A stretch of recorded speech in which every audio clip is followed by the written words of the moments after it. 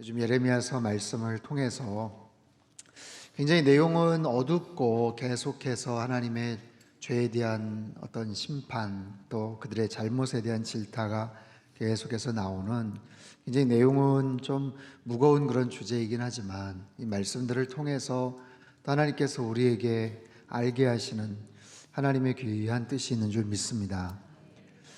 특별히 오늘 이제 본문은 예레미야서 13장, 14장의 내용을 같이 살펴볼 텐데요. 13장 15절에서 18절까지 말씀을 우리 같이 한번 먼저 읽도록 하겠습니다. 15절부터 18절까지 말씀입니다. 시작. 너희는 들을지어다, 귀를 기울일지어다. 그가 어둠을 일으키시기 전, 너희 발이 어두운 산에 걷히기 전, 너희 바라는 빛이 사망의 그늘로 변하여 침침한 어둠이 되게 하시기 전에 너희 하나님 여호와께 영광을 돌리라. 너희가 이를 듣지 아니하면 나의 심령이 너희 교만으로 말미암아 은밀한 곳에서 울 것이며 여호와의 양떼가 사로잡힘으로 말미암아 눈물을 흘려 통곡하리라. 너는 왕과 왕후에게 전하기를 스스로 낮추어 앉으라. 네, 거기까지 말씀입니다. 성경에 특별히 예언서 말씀들이 다 대부분 그렇지만 이스라엘 백성들의 어떤 죄악에 대해서 많이 하나님께서 말씀을 하세요. 비단 특별한 예언서의 말씀만이 아니라 창세기에서도 언급을 하시고, 또 가나안 정복 전쟁에서도 말씀을 하시고, 또 시편 곳곳에서도 그런 말씀이 나오고, 그리고 역사서에 대한 내용들도 가만히 보면 정말 의로운 사람들이 고난을 당하고, 또 악인들이 정말 악한 모습으로 그런 죄를 짓고 또 고통을 사람들에게 주는, 그런 끼치는 모습들, 구약에만이 아니죠. 신약에서도 곳곳에 참 그런 모습들이 참 많이 소개가 되고 등장을 합니다. 인간의 죄에 대한 부분들을 하나님께서 굉장히 심도 있게 다루고 계세요. 근데 우리는 때로는 하나님 말씀을 좀 그런 무겁고 좀 어두운 그런 내용들은 좀 기피하는 그런 경향들이 있고, 상당히 좀 이렇게 피상적으로 그냥 넘어가려는 어떤 그런 경향들이 특별히 있어요.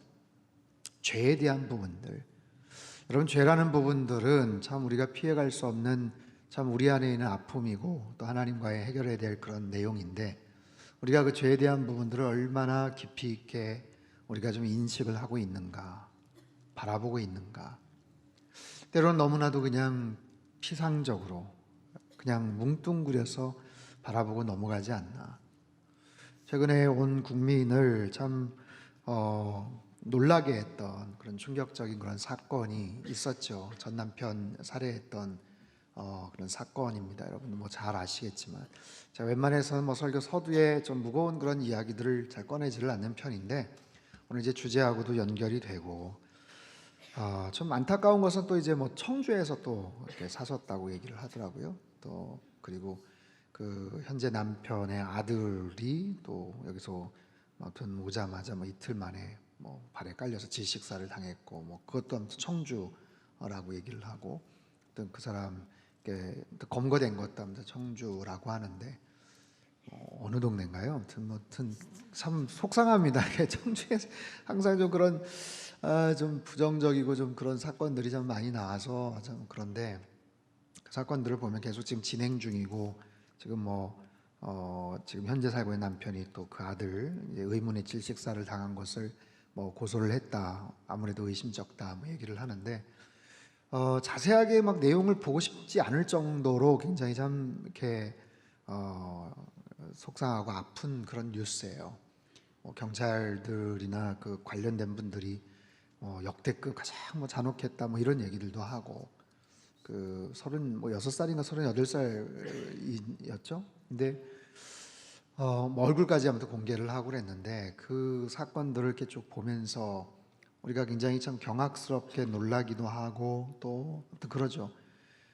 그 결과에 대한 부분들, 왜 그렇게 했나, 범행 동기는 뭔가, 그 과정은 어떻게 됐나, 그 상황들을 어떻게 추적을 하고, 제주도에 가서 살인을 저질 여러 가지 도구들을 사고, 도대체 어떤 마음에서 그런 악한 짓을 저질렀을까? 시체를 막 유기를 하고 막 이런 부분들을 사람들이 굉장히 놀래면서도 이제 관심을 갖고 이렇게 보지 않습니까? 근데 아무튼 이게 무슨 뭐 사이코패스나 이게 전혀 무슨 공감을 하지 못하는 남의 아픔이나 상처나 아니면 그런 부분에 대해서 공감을 하지 못하는 어떤 그런 좀 특별한 사람인가 보다. 뭐 사람들은 그렇게 추정을 하는데 또 알고 보니까 너 그렇지도 않다. 뭐 또 그 얘기를 해요. 그러니까 그게 더 무서운 거예요. 정상인인데 이제 그런 행동을 했다라는 게 더 무서운 거죠. 이제 그런 부분들을 보면서도 우리가 야, 어떻게 저럴 수 있을까? 뭐 6년 동안 뭐 연애를 해서 살았던 남편인데 어떻게 저렇게 무슨 정말 감정이 그렇게 극에 달해서 저렇게 했을까? 뭐 이런 마음들도 우리가 생각을 하지 않습니까? 제가 이제 좀 그런 어두운 이야기들을 먼저 꺼내는 이유는 그 사건, 한 사건에 대한 부분들을 우리가 다각적으로 우리가 궁금해하면서 바라보지 않습니까? 그런 것처럼 죄에 대한 부분들, 우리와 상관이 있는 거예요. 여러분, 죄에 대한 부분들을 얼마나 우리가 통합적으로 그것을 바라보고 있는가? 우리는 그냥 어떨 때는 그냥 뭉뚱그려서 죄의 결과에 대한 부분들만 보고 우리가 그냥 넘어가는데, 여러분, 죄라는 것을 보면서 우리는 다양한 것들을 생각을 해볼 수 있어요. 그 시작점이 뭔가? 왜 시작이 됐나? 의도는 뭔가? 왜 저런 행동을 하게 된 결정적인 이유는 뭔가? 그리고 전개되는 과정, 그 내용은 뭔가? 그 죄가 벌어지는 부분에 대한 강도, 그러니까 그 농도죠. 야, 어떻게 저럴 수 있을까? 그리고 그런 상황에서 그것을 그냥 하지 말아야 되겠다라고 중간에 포기하고 싶은 마음은 없었을까? 이런 부분들. 그러니까 죄라는 것을 다양한 각도에서 우리가 생각을 해볼 수가 있어요. 그게 뭐 누구의 죄든, 뭐 우리의 죄도 마찬가지죠. 왜 그것이 시작이 되었고, 어떻게 발전이 됐고, 어떻게 진행이 됐고, 거기에는 어떤 공범이 있었고, 그것을 숨기려고 어떤 노력을 했고, 그것이 정말 들통이 나지 않을 거라고 생각을 정말 한 것인지, 거기에 대한 결과는 뭔지, 그것으로 인해서 치러야 될 어떤 대가는 또 어떤 것인지, 이 죄라는 주제에 대한 부분들도 사실은 정말 한 뭐 시리즈로 한 뭐 10번에 걸쳐서 다양하게 사실은 우리가 생각을 해볼 필요가 있는 거죠. 근데 왜 제가 이 말씀을 드리냐면 하나님이 그 죄를 그렇게 다각적으로 지금 다루고 계시거든요. 우리가 지금 말씀을 하시는 거예요. 근데 우리는 그걸 듣기 싫어하는 거죠. 아유, 이제 그만하세요. 이제 아유, 뭐 듣기 싫어요. 알았으니까 이제 그냥 넘어갑시다 라고 생각을 할 수 있는 어떤 그런 마음들이 사실은 있어요. 근데 하나님께서 특별히 예레미야서 같이 이렇게 52장이나 긴 어떤 책을 통해서 계속해서 그들의 죄악들을 우리에게 말씀하시는 그런 부분들을 보면, 제가 새벽 예배 때도 그런 말씀을 드렸지만 마치 어떤 영적인 종합검진을 받는 것이라고 생각을 하면 돼요. 우리가 어디가 아프면 병원에 가지 않습니까? 귀가 아파요, 아니면 손가락을 다쳤어요. 그 부분만 치료를 하면 되는데 몇 년에 한 번씩, 뭐 1년에 한 번, 2년에 한 번씩은 전체적으로 종합검진을 받아야 될 때가 있죠. 머리부터 발끝까지 중요한 어떤 기관들, 아니면 의심쩍어 보이는, 괜찮은데 그래도 이 정도 나이면 그래도 미리 한번 검진을 해봐야 됩니다. 해서 아주 종합적으로 몇 시간을 통해서 계속해서 검진을 받는 거예요. 몇 군데를 들리는 거죠. 예. 괜찮아 보이는데도 불구하고 가고, 그러면 간호사가 이거 가지고 가서 3층에 가서 어느 방에 가서 뭐 이거 놓고 기다리세요. 그럼 뭐 안내해 주실 겁니다. 그러다 보면 막 2시간, 3시간씩 검진도 받고, 거기에서 좀 뭔가 이상한 증상이 나타나면 또 나중에 또 뭘 하기도 하고, 피검사서부터 뭐 소변검사서부터 굉장히 꼼꼼하게 우리가 하지 않습니까? 왜냐하면 어디에서 문제가 발생을 할지 모르잖아요. 중요한 우리 신체의 기관들, 뭐 뇌라든지 심장이라든지 간이라든지 아주 중요한 신체 기관에 문제가 생겨서 치명적으로 건강에 어려움을 겪기도 하지만, 사람이 쓰러지거나 건강에 문제가 생기는 건 꼭 그 부분만 그런 게 아니잖아요. 어떤 특정한 한 부분이 전혀 생각하지도 않고 예기치도 않았고 그렇게 중요하게 생각하지 않았던 그런 기관에서 문제가 생겨서 그 부분을 방치했을 때 그것 때문에 큰 어려움을 겪기도 하지 않습니까?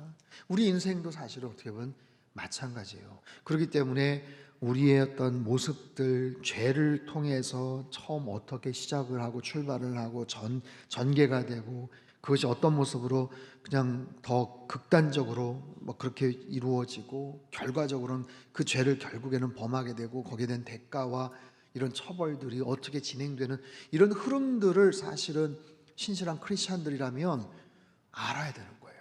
알아야 되는 거예요. 그러니까 하나님 말씀을 통해서 우리에게 가르쳐 주시는 거예요. 인간이 어떤 존재인지, 죄는 어떤 속성이 있는지, 하나님은 어떤 분이신지, 우리가 살아가는 삶의 구체적인 삶의 행동들은 어떠한 것인지. 근데 이런 부분들을 성경이 아니고서는 어디에서 우리가 알 수가 있습니까? 여러분, 현대 문명, 현대 교육이나 현대 어떤 문화나 이 부분은 죄를 할 수 있는 한 포장을 합니다. 자꾸만 아니라고 얘기합니다. 그건 죄 때문이 아니고 다른 이유 때문에 그렇고, 그것은 뭔가 기질 때문에 그렇고, 이건 어떤 현대적인 그런 상황이 다른 사람들도 마찬가지고 하면서 포장을 하거나 미화하거나 아무렇지도 않은 것처럼 그냥 그렇게 치부해버리는 그런 경우들이 굉장히 많잖아요. 그거는 사실 굉장히 위험한 그런 거예요. 하나님께서 말씀하시는 것이 옳은 거예요. 하나님께서 우리 인간을 만드셨기 때문에 그 죄가 어떻게 출발했는지를 하나님은 그 현장을 아시기 때문에 우리의 심성을, 우리의 속내를 누구보다도 잘 아시는 분이시기 때문에 이 말씀을 통해서 하나님께서 우리에게 가르쳐 주시는 이런 우리의 속성들, 죄성들, 그렇다면 그것을 어떻게 문제를 해결해야 되는지, 아니면 그것을 미리 미연에 방지를 할 수 있는 방법은 뭔지, 그리고 설령 그런 관계에서 깨어짐이 있고 문제가 생겼다면 어떻게 다시 그 하나님 앞으로 돌아갈 수 있는 그런 것이 있는지, 모든 백과사전처럼 종합검진을 쫙 받아서 어느 부분에 지금 문제가 있고 지금 여기는 괜찮지만 앞으로 주의해야 되고 이 부분은 굉장히 지금 당장 손 쓰지 않으면 어려움이 있고, 이것을 영적으로 스캐닝을 해서 우리에게 가르쳐 주시는 것과 마찬가지다라는 거죠. 여러분, 하나님 말씀만이 진리이고 하나님 말씀을 따라 살아갈 때만이 우리가 온전한 생명의 삶을 살아가게 되는 줄 믿습니다. 조금 전에 읽었지만 15절 말씀을 다시 한번 띄워주셔요. 너희는 들을지어다, 귀를 기울일지어다, 교만하지 말지어다. 여호와께서 말씀하셨습니다. 자, 세 가지 동사가 연거푸 반복돼서 나와요. 들으라, 귀를 기울이라, 교만하지 마라. 근데 이 단어가, 이 동사가 서로 대등한 그런 관계 속에 있어요. 그리고 듣고 귀를 기울이고 교만하지 말고 이것이 같은 의미라는 거예요. 즉 듣고 귀를 기울이는 것 같은 의미죠. 우리가 다 이해를 하지 않습니까? 근데 교만하지 말라라는 게 같은 의미라는 거예요. 교만한 것은 듣지 않는 것이다라는 거죠. 교만한 것은 뭐냐면 하나님 말씀을 귀담아 듣지 않는 것이다. 그것이 교만한 거라는 거예요. 우리 마음속에 교만함이라는 이 죄성이 있는데 수없이 많은 10가지, 100가지 죄성 가운데 하나가 교만이 아니라 가장 중심된 죄성의 그 가장 어떻게 보면 중심에 있는 속성이 바로 교만함이고, 그 교만함으로부터 인해서 죄가 출발을 한다라고 말씀을 하세요. 여러분, 이스라엘 백성들, 이 남유다에게 하나님께서 지금 계속해서 질책을 하시는 크게 두 가지, 우상 숭배와 음란함이거든요. 우상 숭배와 영적 간음이에요. 결국에는 그것은 하나님을 저버리는 그런 행동, 그런 태도죠. 근데 사실 그 출발도 교만함에서 시작됐다는 거예요. 그것은 이스라엘 백성들만이 아니에요. 그냥 죄를 거슬러 올라가서 제일 처음에 죄가 시작되었던 그 시점, 에덴 동산에서 제일 처음에 이 선악을 알게 하는 그 나무의 실과를 먹으면 정령 죽을 것이다, 하나님 말씀하셨지만 사단의 간교한 꾀임에 빠져서 아니야 그거 먹어도 죽지 않아 라고 했을 때 그들이 그 선악과를 따먹고 죄를 짓지 않습니까? 거기서부터 출발을 하잖아요. 그렇죠? 근데 사단이 유혹을 했던 가장 그들이 헷가닥 넘어갔던 결정적인 그런 말이 뭐냐면, 이거 먹으면 하나님같이 될 거야. 하나님같이 될 거야. 하나님같이 된다는 말에 그냥 눈이 번쩍 뜨는 거예요. 너 이거 먹으면 하나님같이 될 거야. 우리 안에 있는 죄성, 그것을 따먹음으로 인해서 죄가 출발을 하죠. 하나님같이 돼? 하나님같이 된다는 것은 하나님이 갖고 계시는 초월적인 능력을 너도 갖게 될 거야. 요즘 무슨 마블 시리즈 좀 막 그런 여러 좀 애니메이션 만화 같은 이제 그런 소재들도 많이 나오지 않습니까? 헐크도 나오고 스파이더맨도 나오고 뭐 그런 능력을 가지면 얼마나 좋을까? 그런 의미에서의 하나님같이 된다는 능력으로서가 아니라 존재로서 하나님같이 되기 때문에 너는 하나님이 없어도 된다라는 거예요. 하나님이 없어도 돼. 하나님같이 되는데 뭘 하나님이 필요해? 너의 인생에 하나님 필요하지 않아. 하나님 말씀하시거든요. 하나님이 창조주고 우리는 피조물. 하나님은 토기장이고 우리는 그냥 하나의 그냥 그릇과도 같은 존재. 하나님이 목자가 되시고 우리는 어린 양과 같은 존재. 철저하게 구속되어 있는 그런 밀착되어 있는 그런 관계성 속에서 살 때 우리는 진정한 행복과 평안을 누릴 수가 있는 것인데, 사단은 그 관계를 끊으려고 하는 거예요. 그러지 않아도 너 살아. 네가 마음대로 그냥 해도 돼. 하나님 필요하지 않아. 그 마음 속에 이 교만함을 부추기고 그 결과 죄가 시작이 되죠. 죄가 출발이 되는 거예요. 그것으로 인해서 하나님과의 관계가 깨어져요. 17절 다시 한번 띄워주세요. 너희가 이를 듣지 아니하면 나의 심령이 너희 교만으로 말미암아. 너희 교만으로 말미암아. 교만함에 대한 부분들을 계속해서 하나님께서 말씀을 하세요. 교만함, 잠언서를 통해서도 말씀하시죠. 교만은 패망의 선봉이다. 넘어짐의 앞잡이다. 왜 넘어지는지 아냐? 다른 것 때문이 아니라 교만해서 그렇다. 성경의 위대한 인물들을 보세요. 하나같이 넘어졌던 그 배경은 그들이 힘들고 어려웠을 때가 아니라 잘 나갔을 때, 승승장구했을 때. 사울 왕도 얼마나 겸손했어요. 처음에 얼마나 정말 겸손하게 신실하게 그 일들을 감당했어요. 그러나 이제는 좀 괜찮다 됐다 싶을 때 그의 마음속에 교만이 싹 틉니다. 다윗은 얼마나 처음에 겸손하고 하나님 앞에 신실했습니까? 그의 인생에 골리앗과 또 싸움에서 그가 굴하지 않았던 용기 백배했던 믿음의 사람. 그러나 이제 좀 상황이 좀 나아졌다, 이제 좀 형편이 펴졌다라고 생각을 했을 때 밧세바의 그 간음 사건이 벌어지지 않습니까? 가장 절정의 순간에서 그는 끝도 없는 추락을 경험하게 되죠. 히스기야가 하나님 앞에 간절하게 엎드렸을 때 하나님이 세상에 생명을 연장시켜 주시기까지 하셨는데, 그가 그런 곤고하고 가난한 마음을 저버리고 이제는 들떠서 자만해서 바벨론에 있는 사신들한테 뽐내듯이 자기의 내탕고를 막 보여주고 교만하게 했었을 때 하나님께서 화를 내시죠. 우리 마음속에 크게 넘어질 수 있는 결정적인 요소가 바로 교만함이다 라고 말씀을 하세요. 그 교만함은 하나님 말씀을 귀담아 듣지 않는 것에서 시작을 한다. 불순종에서 시작을 한다. 다 같은 맥락이에요. 불순종, 듣지 않는 것, 교만함, 그리고 넘어지는 거예요. 하나님은 저와 여러분이 주님 안에서 정말 형통한 삶을 살기를 원하셔요. 하나님은 우리가 잘 살기를 원하십니다. 잘 살 수 있는 방법이 성경에 있어요. 잘 산다는 개념, 잘 사는 정의가 뭐냐? 성경 안에 다 담겨져 있습니다. 무엇이 가장 하나님께서 원하시는 모습으로 잘 살 수 있는 것인지. 그렇기 때문에 하나님께서 계속해서 말씀을 하시는 거예요. 들으라, 귀를 기울이라, 그리고 교만하지 마라. 하나님께서 말씀하세요. 여러분, 언제나 하나님 말씀 가운데 순종함으로 내 안에 스멀스멀 올라오는 교만함이 무엇인가? 놀라운 것은 뭔지 아세요? 이것은 항상 상대적인 것이라는 겁니다. 절대적인 게 없어요. 세 사람 모이면 그 가운데서 또 교만해질 수 있어요. 절대적인 기준에서 내가 어떻게 교만해? 나는 아니지. 이건 남의 이야기지. 있는 사람 이야기지. 권력이 있고 힘이 있고 뭔가 잘 나가는 사람 이야기지. 나는 아니지 생각하지만 그렇지 않습니다.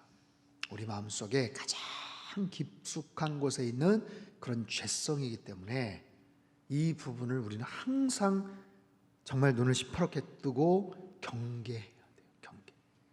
왜냐하면 이 부분이 작용을 하고 작동을 하고 이 부분이 거침없이 올라와 버릴 때 나의 삶의 모든 체계와 내 삶의 안정적인 부분들을 와장창 넘어뜨릴 수 있는, 아주 크게 넘어질 수 있는 그런 요소가 바로 이 교만함이기 때문에 그렇다고 말씀을 하세요. 내 안에 있는 교만할 수 있는 죄성을 여러분 항상 제어하시고 말씀 가운데 순종하며 겸손함으로 살아가는 저와 여러분 되시기를 주님의 이름으로 축복합니다.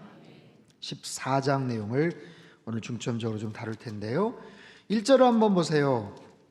14장 1절서부터 4절까지 내용을 같이 한번 읽겠습니다. 시작. 가뭄에 대하여 예레미야에게 임한 여호와의 말씀이라.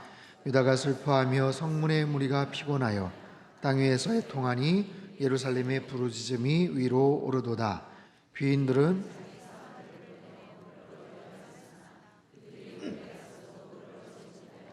빈 그릇으로 돌아오니 부끄럽고 근심하여 그들의 머리를 가리며 땅에 비가 없어 지면이 갈라지니 밭 가는 자가,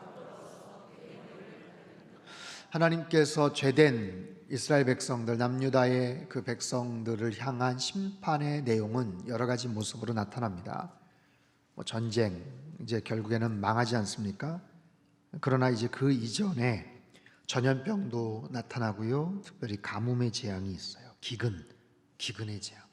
성경 곳곳에 이 기근에 대한, 가뭄에 대한 그런 문제들이 참 많이 발생을 합니다. 가뭄에 대하여 예레미야에게만 여호와의 말씀이라. 비가 오지 않는 거예요. 비가 오지 않아요.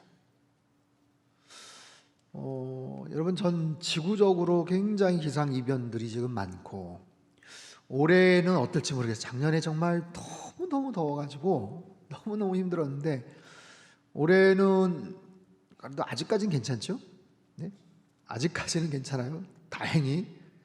앞으로 정말 어떻게 될지는 모르겠지만 올해 그냥 잘 넘어갔으면 아무튼 좋겠고, 앞으로도 마찬가지지만 결국에는 계속해서 지구의 온도가 올라가고 곳곳에 사막화 현상이 벌어지고 이제 그런다고 얘기를 하는데, 어쨌든 예레미야 시대에 그 이스라엘 팔레스타인 지역에 이제 극심한 가뭄이 임했어요. 얼마나 가물었는지 3절을 보면 귀인들이 사환들을 보내서 물을 얻으려 했지만 물을 얻을 수 없었다라고 얘기합니다. 여기서 귀인들이라는 것은 높은 위치에 있는 지도자들을 말합니다. 아주 고급 관료들, 경제적으로 어떤 생활적인 면에서 아쉬울 것이 없는 그런 사람들. 근데 그런 사람들이 물을 얻어오라고 시켰는데 얻어오지 못한다면 얼마나 가문 거예요. 그 사람들은 돈도 있고 재력도 있고 여러 가지 방법들이 있지 않겠어요?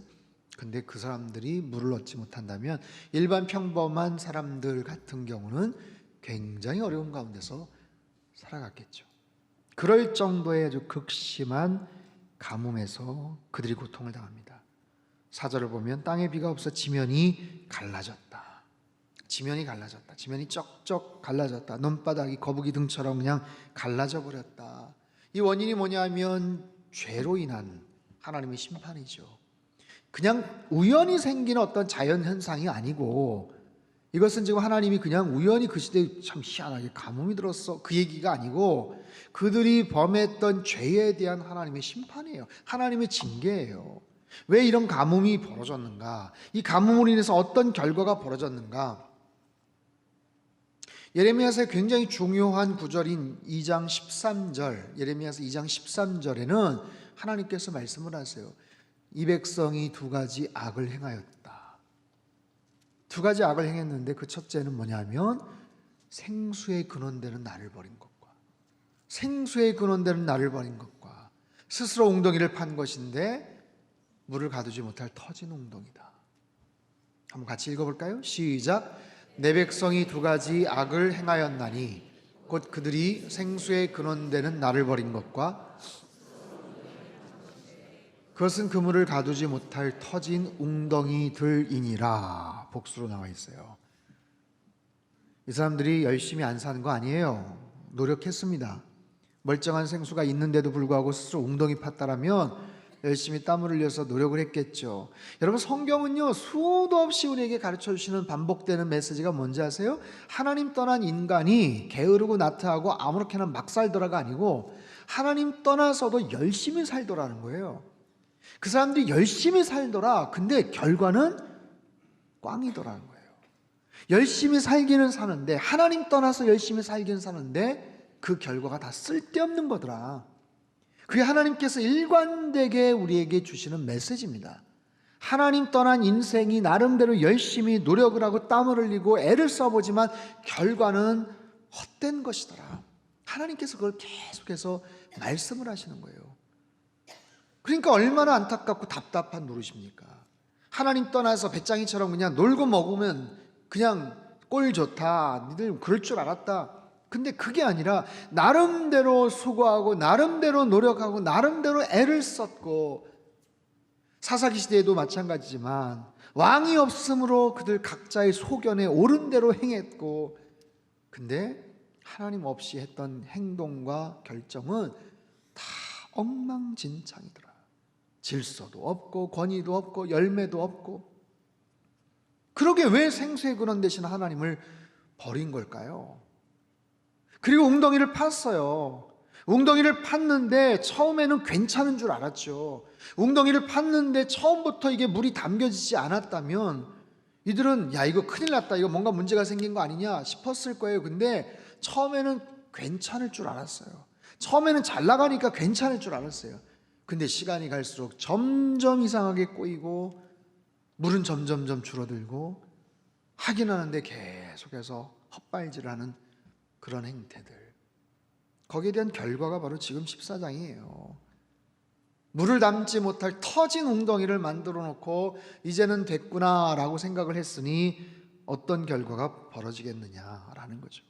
여러분, 그 죄의 결과는요, 아까 서두에도 제가 말씀을 드렸지만 죄의 결과는 혼자 그 고통을 짊어지지 않습니다. 죄라는 것은 꼭 주변에 있는 사람들에게 같이 고통을 줘요. 마치 폭탄이 터지면 그 주변에 있는 전방 몇 미터가 그냥 완전히 초토화되는 것과 마찬가지 이치죠. 5절과 6절 한번 볼까요? 5절 6절 14장 5절 6절 말씀 한번 띄워주세요. 시작. 들의 암사슴은 새끼를 낳아도 풀이 없으므로 내버리며 들나귀들은 벗은 산 위에 서서 승냥이같이 헐떡이며. 암사슴은 가장 새끼를 정성스럽게 돌보는 모성애가 굉장히 강한 그런 짐승이래요. 근데 그 암사슴이 새끼를 내버렸다라고 얘기합니다. 얼마나 상황이 어려우면 그럴까요? 왜 내버렸어요? 풀이 없으므로. 들나귀들은 승냥이같이 헐떡이며 풀이 없으므로 눈이 흐려졌다. 풀이 없다라는 건 뭐예요? 황폐화됐다는 거죠. 죄된 결과를 귀인들이 물을 찾지 못할 정도의 상황이 됐고, 거기에 대한 피해를 짐승들도 보게 되고 사방팔방 식물들은 다 메말라 버리고. 이게 연쇄작용이에요. 연쇄작용. 그들이 생수의 근원 되신 하나님을 버린 것으로부터 출발한 죄된 결과가 이렇게 되더라라는 거예요. 땅에 비가 없어 지면이 갈라지니 쩍쩍 갈라지니. 여러분, 때로는 우리의 삶 속에 하나님과의 접속이 원활하지 않을 때 내 마음이, 내 심령이 갈라지는 것 같은 그런 현상을 경험할 때가 있습니다. 내가 성령 충만하고 은혜가 넘치고 뭔가 어려움이 없으면 아무런 문제가 없는데 살다 보면 크고 작은 문제들이 생기잖아요. 이게 참 묘한 게 하나님과의 관계가 아니라 어떤 사람과의 관계 속에서 그런 부분들이 결과적으로 이렇게 주어지는 경우가 있어요. 믿음 생활 잘 했는데 같은 구역 안에서, 교회 안에서 어떤 특정한 문제가 생기고 어려움이 생길 때 그것이 사람과의 관계에서 시작을 했는데 하나님과의 관계가 그냥 차단이 되어버린 경우가 있어요. 부부와의 관계에서, 자녀와의 관계에서. 하나님 보실 때 하나님이 정말 억울하고 속상하시죠. 하나님과 아무런 상관이 없는 건데. 근데 결과적으로는 어쨌든 교회 생활도 잘 안 하게 되고 마음속에 은혜가 없고 내 심령이 점점 메말라가는. 여러분 어떠세요? 여러분 내면은 요즘 어떠십니까? 촉촉하게 은혜 가운데 여러분 젖어 계십니까? 아니면 어떤 한 부분이 사막화되고 있습니까? 어떻더라도 상관이 없어요. 중요한 것은 이 자리에 와서 이 부분에 대한 부분들을 깨달았다면, 내가 어떤 상황에서 지금 마음이 드라이해지고 갈라지고 있는 상황이라면 오늘 잘 오신 거예요. 하나님께서 여러분 심령 가운데 은혜의 담비를 허락해 주실 줄 믿습니다. 하나님 앞에 기도하세요. 하나님, 저의 마음에 은혜의 담비를 허락하여 주옵소서. 주님의 생수로 충만하게 채워주시옵소서. 상황이 어려워서가 아니라 내 안에 은혜가 없으면 마음이 퍽퍽해지는 거예요. 말이 싸납게 나가는 거예요. 시선이 곱지 않은 거예요. 그것 때문이 아니라, 그 말 때문이 아니라 내 심령이 은혜로 충만하게 채워지지 않으면 내 마음이 퍽퍽해지면, 운전할 때도 엔진 오일이 좀 없어져 버리면 큰일 나는 것처럼 내 심령 가운데 영적인 엔진 오일이 지금 고갈되어 있다면 빨리 충전을 하셔야 돼요. 영적인 쿠션 역할을 하는 성령님의 은혜가 내 안에 없다면, 여러분 이 부분은 내가 도덕적으로 살고 나는 인격적이고 나는 굉장히 점잖고 나는 굉장히 매너 있고 그것으로 해결될 수 있는 대답이 아니에요. 그거는 그거고, 하나님과 영적인 관계에서는 어쨌든 하나님과 접속이 되어서 영적으로 그런 부분들을 계속해서 끊임없이 공급받지 않으면 누구든지 마찬가지입니다. 밤새 내가 충전해 놓지 않으면 핸드폰이 배터리가 나갈 수밖에 없는 거랑 마찬가지예요. 나는 괜찮아. 내 핸드폰 요즘 새로 사서 나는 한 3일 동안 안 해도 괜찮아요. 끄떡없어요. 그런 분 계세요? 똑같은 거예요. 하나님 안에서 여러분 영적인 그런 공급을 계속 지속적으로 충분하다 싶을 정도, 아슬아슬하게 하지 마시고, 운전할 때 그런 분 있잖아요. 꼭 빨간불 들어와야 꼭 주유소 찾는 분들 계시죠? 그 습관이거든요. 그래야 꼭 주유소 어디 있더라 하시는 분들 계세요. 그리고 나서도 아이고 괜찮아, 불 들어와도 꽤 오래 가던데, 그런 분들 계세요. 그런 분들 계세요. 그래도 뭐 청주 시내에서는 뭐 주유소 곳곳에 있으니까 상관이 없고, 뭐 설령 거기서 뭐 자동차가 쓰더라도 뭐 보험이나 이런 게 잘 돼 있으니까 상관이 없는데, 여러분 뭐 미국이나 캐나다나 뭐 이런 데 가면요, 진짜 있을 때 그거 채워놓지 않으면, 그래서 좀 먼 외곽 지역 같은 데 보면 주유소에 꼭 그런 팻말이 있어요. 이가 마지막 last gas station이다, 그 말 있어요. 그거 못 보고 가잖아요. 큰일 납니다. 큰일 나요. 아유 아직 뭐 눈금이 반절이나 남았는데, 반절 남았어도 2시간 3시간 동안 주유소 없는데 어떻게 할 거예요? 어떻게 할 거예요? 그런 일들이 벌어진다니까요. 제가 캐나다에 있을 때 한번 그런 일들을 한번 경험해 봤어요. 절반 정도가 있었는데 그걸 못 보고 갔어요. 못 보고 갔어요. 어느 순간부터 마음이 싸해지더라고요. 아이들하고 그때 저희 있는 밴쿠버에서 한 4시간 정도 떨어져 있는 아주 좋은 이렇게 관광지 같은 데가 하나 있는데, 당일치기로 갔다 오자 해가지고 애들, 저희 막내랑 뭐 어렸을 때 차 안에서 신나가지고 노래 부르고 막 하고, 그러다가 점점 눈금이 점점 바닥이 나고 주유소는 보이지도 않고, 주변은 그냥 황량한 벌판이에요. 황량한 벌판. 집 한 채 없어요. 전화가 안 돼요, 거기는. 그런 상황에서 주유소는 없죠. 눈금은 점점 줄어들죠. 애들 처음에 까불거리고 놀다가 이제는 기도하기 시작을 하는 거예요. 하나님, 빨리 주유소 찾게 해주세요. 정말 그때 생각하면 정말 아찔하더라고요. 아찔해요.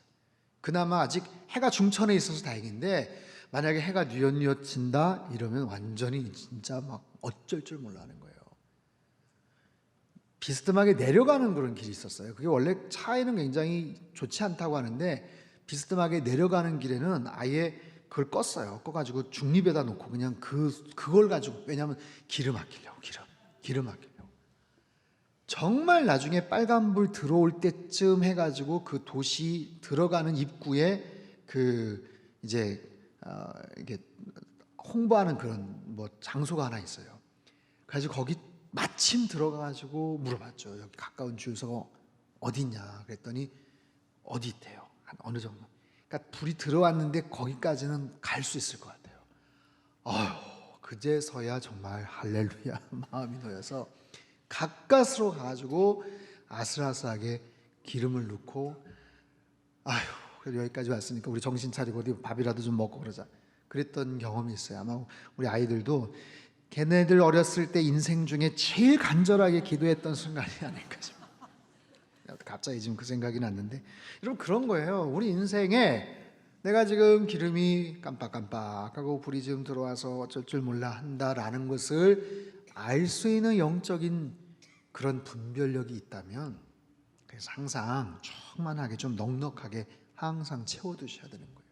하나님과의 관계 속에서 이런 말씀의 은혜, 또 성령의 은혜, 기도의 능력, 이 부분을 충만하게 항상 여러분 공급받으며 사시기를 주님의 이름으로 축복합니다.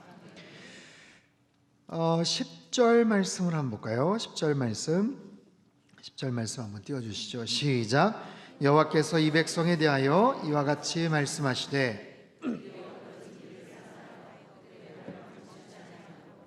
여호와께서 그들을 받지 아니하고 이제 그들의 죄를 기억하시고,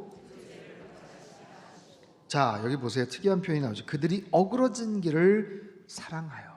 어그러진 길을 사랑했다라는 것은 아직까지 어떤 죄된 액션이 나타나지 않을 수도 있어요. 그죠? 어그러진 길을 사랑했다. 근데 이게 죄의 출발인 거예요. 결과는 어떻습니까? 어그러진 길을 사랑했기 때문에 그 길을 걸어가면 결과는 불을 보듯 뻔하죠. 그 길을 걸어가다가 이게 잘못됐구나 하고 멈추면 좋겠는데 보니까 그들의 발을 멈추지 않았다라는 거예요. 여러분 희한하게 우리 안에 어떤 죄성이 발동을 하면 어떤 상상력에 의해서 아니면 어떤 욕구에 의해서 죄된 부분들을 시행을 하려고 하면 이게 웬만해서 잘 멈춰지질 않습니다. 잘 멈춰지질 않아요. 아까 서두에 얘기했던 그 전남편 살해했던 그 사람도 보니까 뭐 쓰레기 봉투도 막 사고 무슨 뭐 도구들 막 사고 아무튼 그런 악한 마음을 가지고 그렇게 했지만 그 상황에서라도 멈추고 그냥 안 했더라면 얼마나 좋았겠습니까? 근데 이미 상황이 그렇게 돼버리면 사람의 심성도 그렇고 사단이 그냥 가만히 내버려 두질 않는 거예요. 그래서 결국에는 끝까지 가게 합니다. 잘못된 그 길, 잘못된 정말 그 차에 오르면 이게 멈춰지지 않아요. 언제 멈춰지냐 아세요? 어딘가에 꽝 부딪혀야 멈춰져요. 자기 힘으로 멈춰지지 않습니다. 마지막에 가서 멈춰지는 거예요. 들통이 나거나 기어코 일을 치르거나 그렇게 해서 멈춰지는 경우가 대부분입니다. 그 상황에서 하나님은 계속해서 우리에게 찌르시죠. 영적으로 계속해서 사인을 주시죠. 거기서 멈춰라, 돌아와라, 그러지 마라.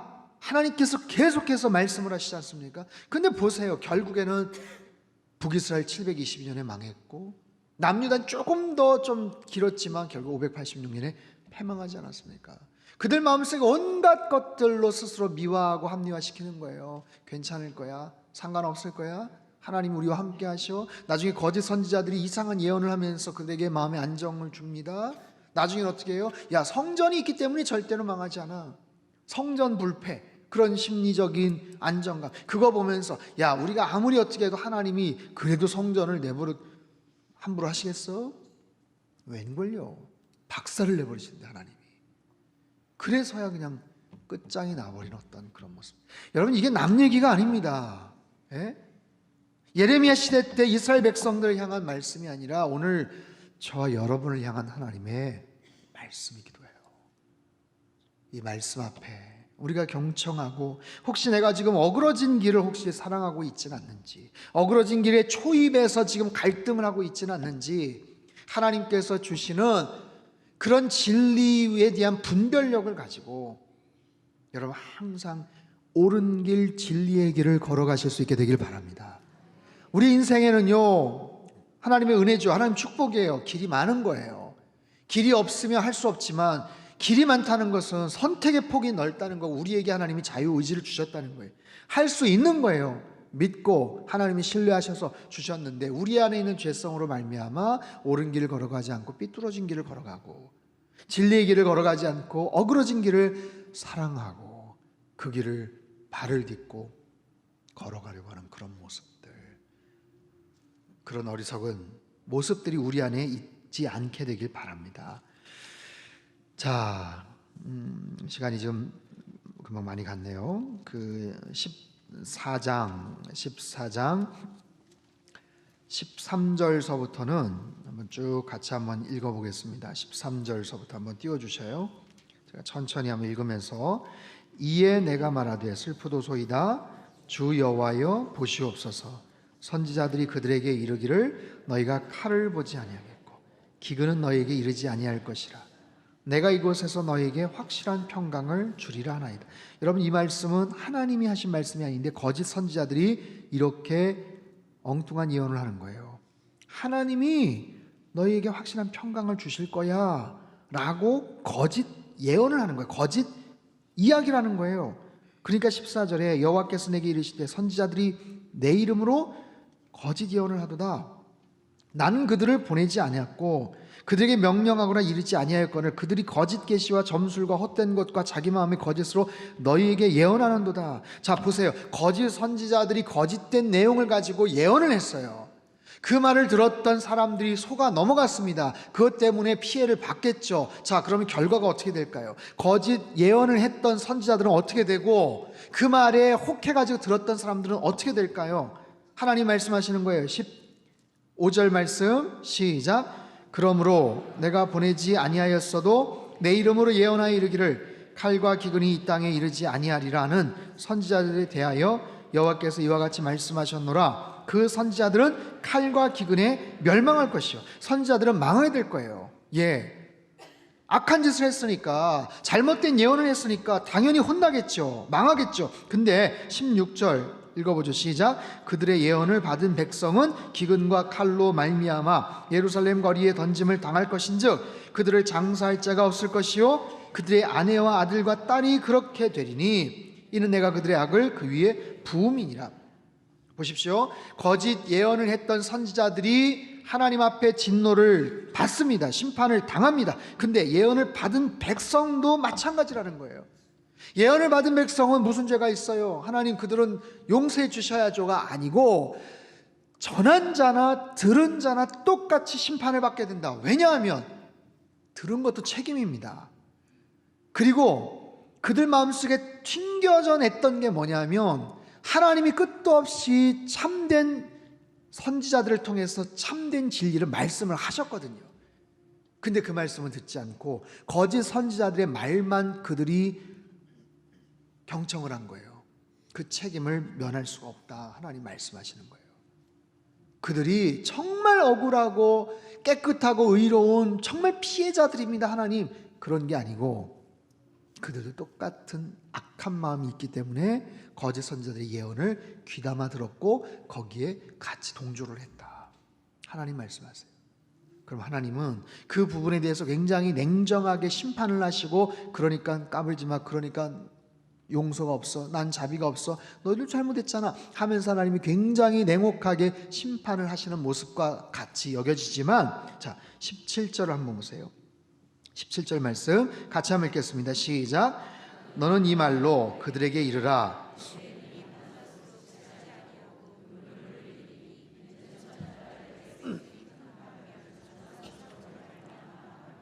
자, 여러분, 이 17절 말씀을, 이 말씀만 딱 띄워놓으면 이게 잘 느껴지지 않습니다. 이게 하나님 말씀하시는 거예요. 내 눈이 밤낮으로 그치지 아니하고 눈물을 흘린다. 바로 그 전에는 굉장히 냉정하게 심판하시고 회초를 드신 하나님의 모습이지만 17절은 내 눈이 밤낮으로 그치지 아니하고 눈물을 흘린다. 이는 처녀딸 내 백성이 큰 파멸 중한 상처로 말미암아 망함이라. 여러분, 참 예레미야 선지자의 이 메시지, 이 말씀을 보면 하나님의 굉장히 깊이 있는 마음이 여기에 담겨져 있습니다. 하나님은 공의의 하나님이시지만 사랑의 하나님이시죠. 그죠? 하나님은 공의와 사랑의 속성을 둘 다 갖고 계신 하나님이세요. 그렇기 때문에 끊임없이 그 속성이 서로 간의 균형을 이루면서 충돌을 합니다.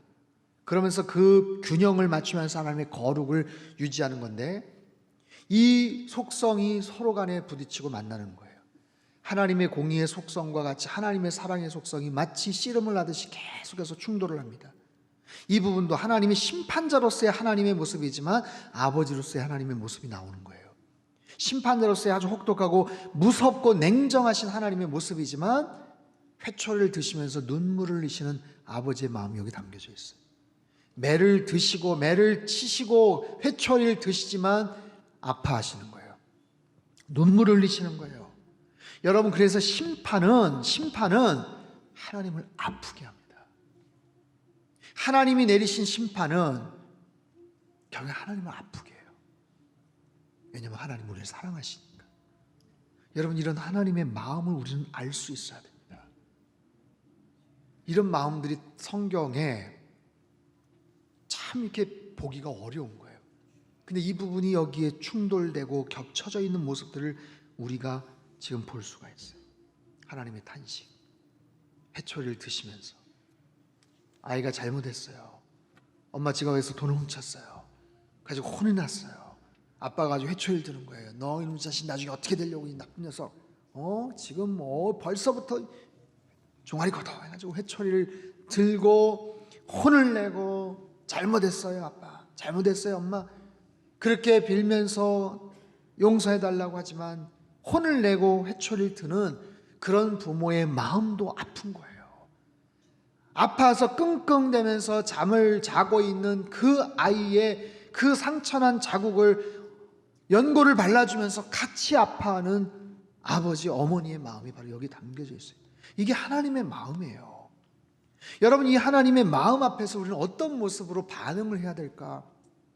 예레미야는 어떻게 하는지 아세요? 예레미야는 그 부분에 대해서 같이 아파합니다. 같이 슬퍼합니다. 자, 19절 보세요. 19절, 주께서 유다를 온전히 버리시나이까? 주의 심령이 시온을 싫어하시나이까? 어찌하여 우리를 치시고 치료하지 아니하시나이까? 우리가 평강을 바라도 좋은 것이 없고 치료받기를 기다리나 두려움만 보나이다. 여호와여, 우리의 악과 우리 조상의 죄악을 인정하나이다. 우리가 주께 범죄하였나이다. 함께 거기에 대해서 고통을 가운데 지금 중보를 하는 얘기죠. 21절, 주의 이름을 위하여 우리를 미워하지 마옵소서. 주의 영광의 보좌를 욕되게 마옵소서. 주께서 우리와 세우신 언약을 기억하시고 패하지 마옵소서. 22절은 같이 한번 읽겠습니다. 시작. 이방인의 우산 가운데 능히 비를 내리게 할 자가 있나이까? 하늘이 능히 소나기를 내릴 수 있으리까?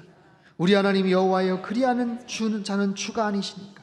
그러므로 우리가 주를 앙망하옵는 것은 주께서 이 모든 것을, 여러분 보세요. 하나님은 심판자로서의 하나님과 아버지로서의 하나님의 모습이 겹쳐지죠. 하나님의 공의와 하나님의 사랑의 모습이 지금 충돌을 하죠. 예레미야는 어떨까요? 예레미야는 선지자입니다. 하나님 말씀을 대언해야 되는 선지자예요. 하나님의 말씀을 백성들에게 대언해야 돼요. 그러면 하나님 편에서 하나님이 주신 말씀을 듣고 이 백성에게 전달을 하는 거예요. 그게 예레미야의 사명입니다. 근데 예레미야는 그런 대언자로서의 역할뿐만 아니라 중보자로서의 역할을 또 하는 거예요. 백성의 편에 서서 하나님 앞에 중보를 하는 거예요. 백성에 서서 하나님, 이 백성의 악함을 하나님은 아시지만 그래도 하나님 용서해 주셔야 되지 않습니까?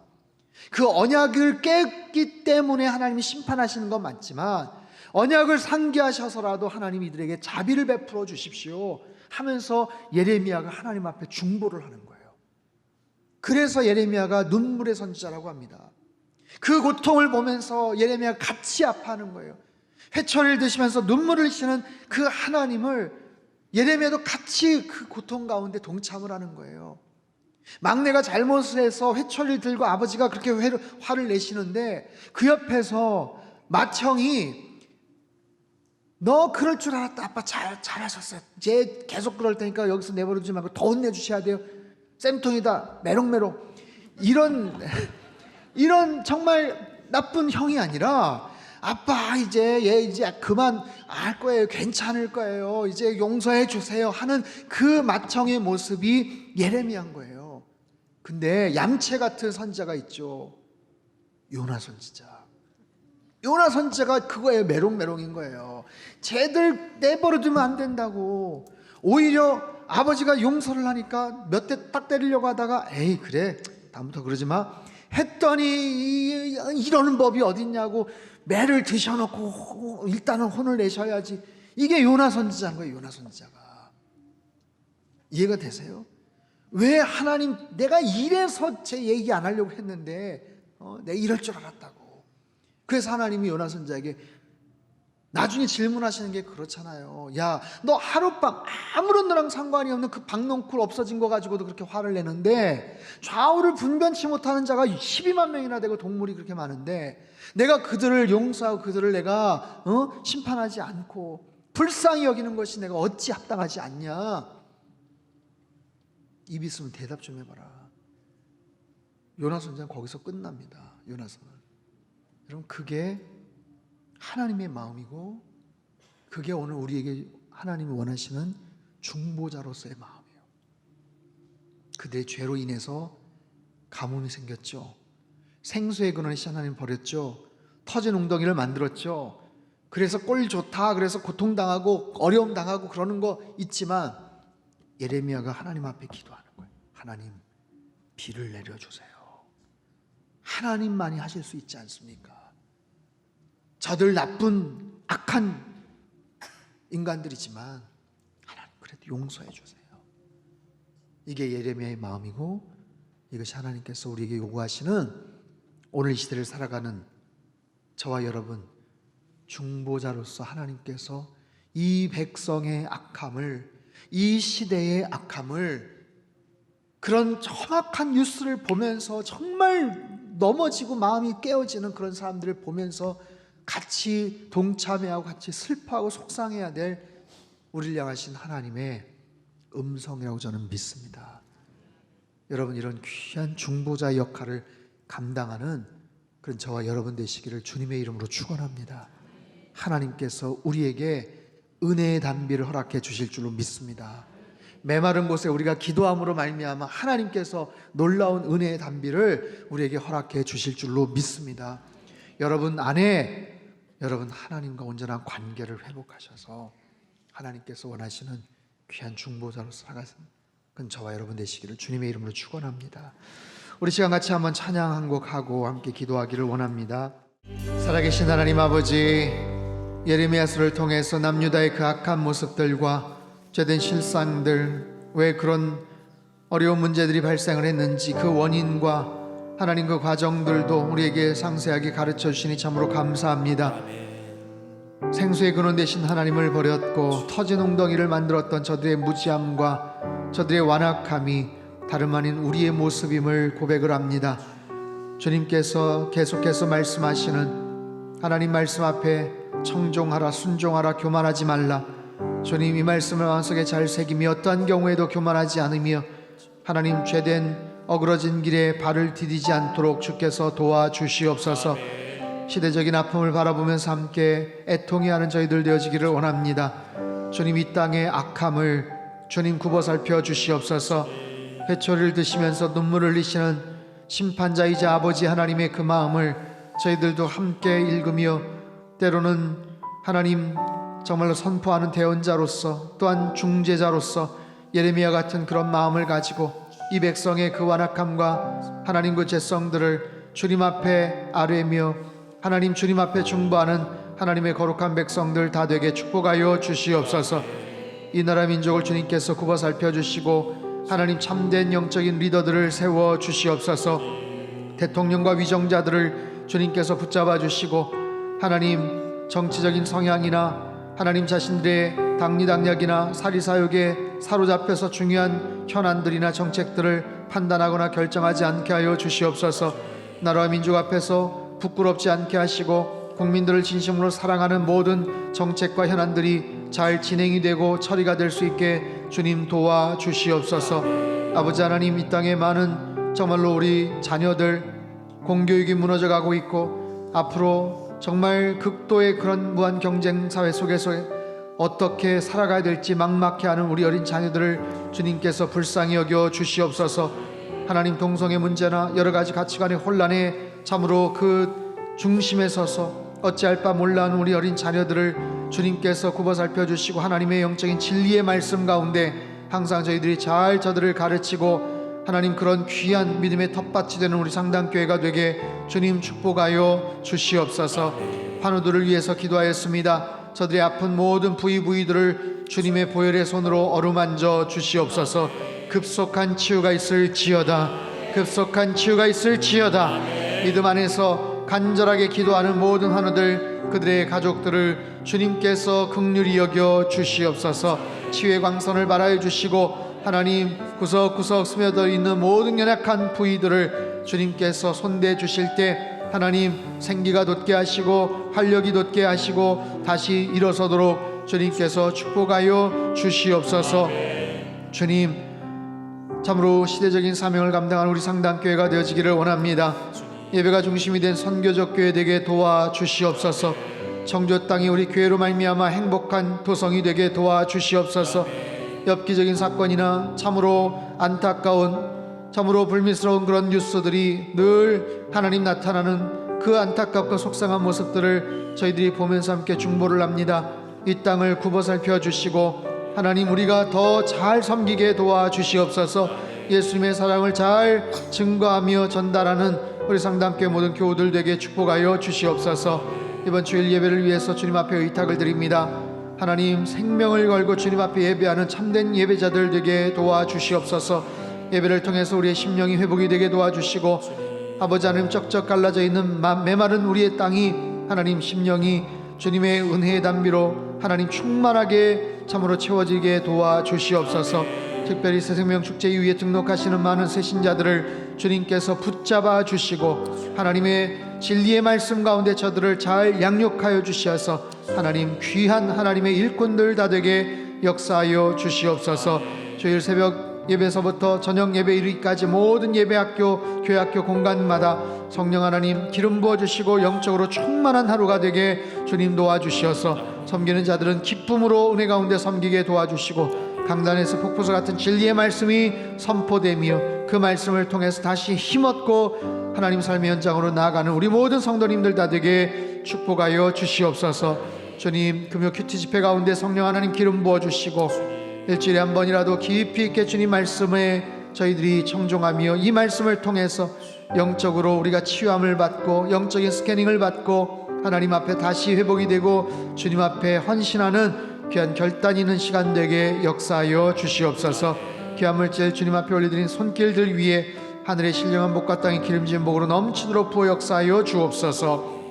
이제는 우리 주 예수 그리스도의 크신 은혜와 하나님 아버지의 극진하신 사랑하심과 성령님의 교통하심의 역사가 생수의 근원 되신 주님 안에서 참된 해결함을 얻고 진리 가운데 날마다 주님과 동행하며 승리하며 살기를 소망하는 이 자리에 모인 모든 사랑하는 주의 백성들, 그들의 가정과 일터와 건강과 자녀들의 앞길 위에와 우리 상당교회와 이 나라 민족 흩어진 모든 열방 위에 이제로부터 영원토록 함께 하시기를 간절히 축원하옵나이다. 아멘.